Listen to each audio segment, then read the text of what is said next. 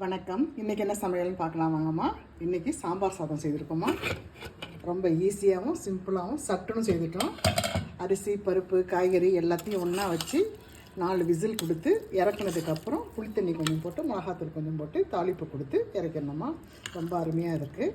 தூயமல்லி அரிசியில் தான்மா செய்திருக்கிறோம். தூயமல்லி அரிசியில் சாம்பார் சாதம். அதில் 2 கரண்டி தட்டில் வச்சுக்கலாம்.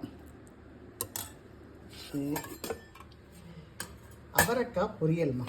காரம் போட்டு அவரைக்காய் பொரியல், காரக்கறி மாதிரி காரம் போட்டு அவரைக்காய் பொரியல், அது கொஞ்சம் எடுத்துக்கலாம். இந்த சாம்பார் சாதத்துக்கு இது நல்லா தூக்கெல்லாம் நல்லா இருக்குமா. காரம் தூக்கெல்லாம் செய்திருக்கணும், நல்லா இருக்கும். இது கொஞ்சம் வச்சுக்கலாம். அடுத்து கேரட் பீன்ஸ் பொரியல், அதுவும் நல்லா இருக்குமா, அது கொஞ்சம் வச்சுக்கலாம். இன்றைக்கி ஒரே காய்கறி மயம்தான். இது கூட ஒரு அப்பளம் வேணும்னா அப்பளம் பொரித்து வச்சுக்கலாம், ஊறுகாய் தொட்டு வச்சுக்கலாம்.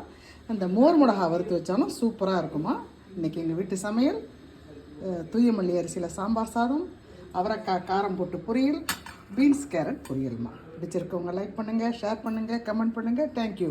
இன்றைக்கி காலையில் நாங்கள் சாமி பிரசாதத்துக்கு அடையார் ஆனந்த பவன் ஸ்டைலில் ஒரு ரவா கேசரி பண்ணோமா. ரொம்ப அருமையாக இருக்குது. பிடிச்சவங்க கேளுங்க, வீடியோ பதிவு பண்ணுறோமா. நன்றி, வணக்கம்.